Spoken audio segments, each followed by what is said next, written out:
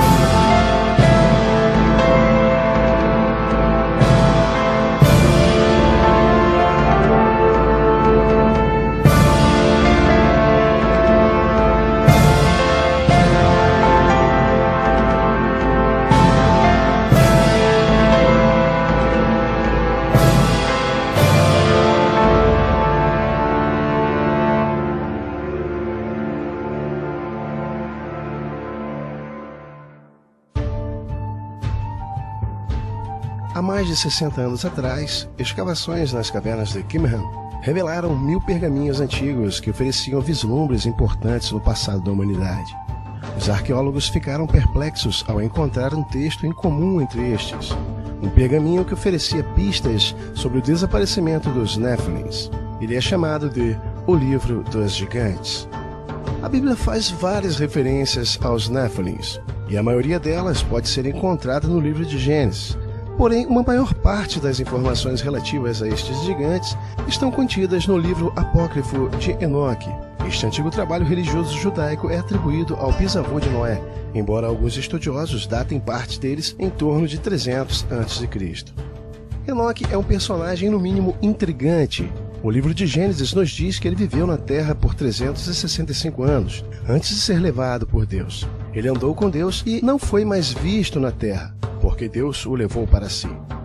Segundo o livro, durante seu tempo aqui, o nosso planeta também era habitado por seres angelicais que interagiam com os seres humanos livremente, e esses ele chama de sentinelas ou vigias, os quais tiveram relações sexuais com as filhas dos homens e que, consequentemente, segundo afirmam algumas teorias e também o livro, deram à luz a uma raça de híbridos anormais e fortes, uma raça de gigantes chamados Nephilims.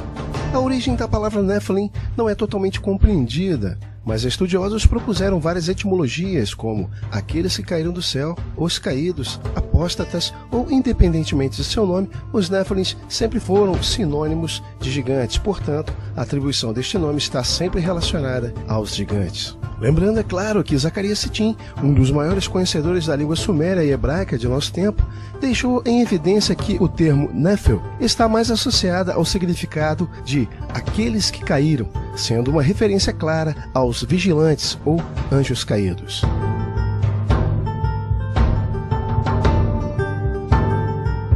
O livro dos gigantes, encontrado nas grutas de Qumran, oferece uma perspectiva diferente daquela que encontramos no livro de Enoque. Embora incompleto, os fragmentos pintam um quadro sombrio. Ele nos diz que os Nephilims teriam tomado ciência de que, como resultado de suas formas violentas e desviantes, teriam de enfrentar a iminente destruição por parte de Deus. E isso acabou os assustando, o que fez com que pedissem a Enoque para que este intercedesse por eles a Deus. O texto começa detalhando como os Nephilims vinham atormentando a terra e tudo o que havia nela. Mas, uma vez que todos eles começaram a receber sonhos proféticos da desgraça, o medo se infiltrou em seus corações. O primeiro a ter esses sonhos foi Mahawai, filho do anjo titã Barak. Em seu sonho, ele viu um continente ser submerso pelas águas. Isto simbolizaria a inundação e a subsequente destruição de todos pelo dilúvio. Na época, este fato não havia se tornado óbvio para os Nephilims. Tanto é que eles debateram o significado do sonho com Mahawai, mas não tiveram sucesso ao interpretar os sinais. Logo depois, mais 2 gigantes, Órrea e Árrea, os filhos do anjo caído Semiasa, começaram a ter sonhos semelhantes. Eles sonhavam com uma árvore desenraizando, com exceção de 3 de suas raízes. Os gigantes agora percebiam a natureza profética de seus sonhos e procuraram a ajuda de Enoque. Infelizmente, Enoque já tinha desaparecido da face da terra, de modo que um Nephilim eleito aconselhou a um dos seus membros a empreender uma viagem cósmica a fim de encontrar Enoque. Os textos seguem dizendo: Marwai montou no ar com ventos fortes e viajou ao céu como águia. Ele deixou para trás o mundo habitado e passou a ver grande desolação no deserto. Enoque o viu e saudou-o. E Marwai disse-lhe: Todos os gigantes aguardam as suas palavras, ó Enoque. Infelizmente, partes dos pergaminhos foram danificados, mas a direção geral do texto é óbvia. Um dos Nephilims viajou para fora da terra em busca de Enoque e os seus poderes de interpretar visões e sonhos. O texto torna-se muito interessante, se o considerarmos não como um conto alegórico, mas a descrição de um verdadeiro evento cujo significado tornou-se confuso para nós ao longo do tempo. Enoque envia Marwai de volta de onde ele veio, prometendo-lhe que falaria com Deus em seu nome. Infelizmente para os Nephilims, o que veio a seguir não foram boas notícias. Até Rafael chegar, eis que a destruição está por vir, uma grande inundação, e ela irá destruir todos os seres vivos e tudo que está sobre os desertos e mares.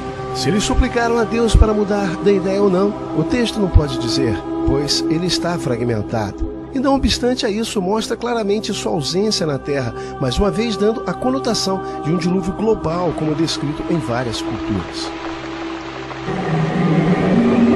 Nessas regiões polares, onde plantas e animais tropicais viveram em abundância um dia, de repente começaram a acumular imensas massas de neve e gelo, o que deve ter resultado na grande era glacial depois do período do dilúvio.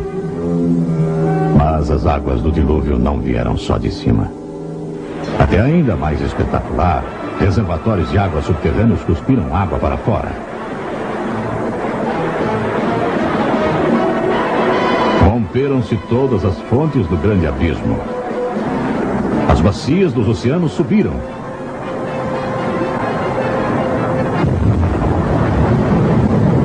Havia enormes explosões expelindo vapores e rochas derretidas.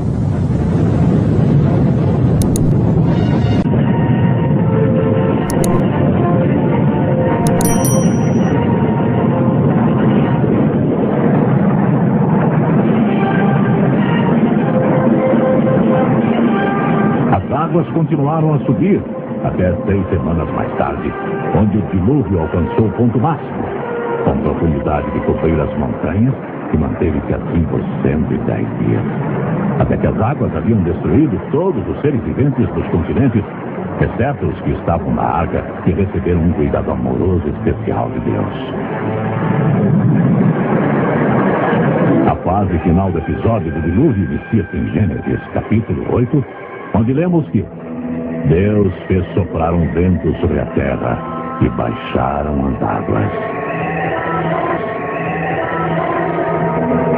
Fecharam-se as fontes do abismo e também as comportas dos céus. E a copiosa chuva dos céus se deteve.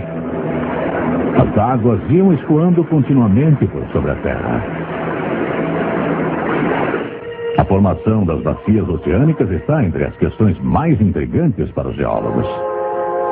Causa igual perplexidade a elevação das montanhas, como evidenciado por tantas teorias mutantes. Estudantes de geologia do dilúvio indicam o caráter sobrenatural das origens das montanhas no Salmo 104, que diz: Elevaram-se os montes, desceram os vales, até o lugar que lhes havia preparado. Puseste as águas divisa, que não ultrapassarão, para que não tornem a cobrir a terra.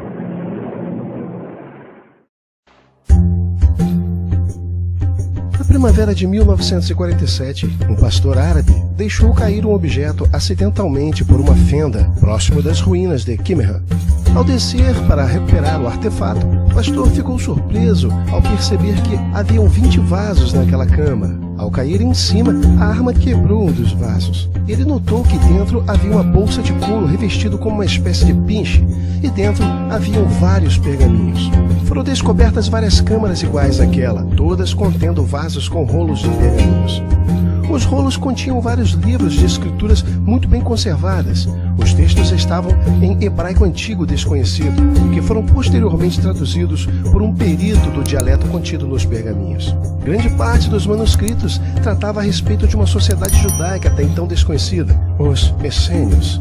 Haviam vários registros contendo relatos sobre os seus rituais e sobre a sua cultura. E segundo os escritos, estes estariam familiarizados e amigados com a pessoa de Jesus Cristo e guardavam consigo os evangelhos escritos por seus apóstolos. Evangelhos estes que não foram incluídos na Bíblia atual, como o Evangelho de Filipe, que era amigo de infância de Jesus, e textos observados em toda a sua integridade. Um dos livros encontrados incrivelmente interessante e já traduzido para o nosso idioma foi o livro de Enoque. Ele foi montado e dividido em 5 partes.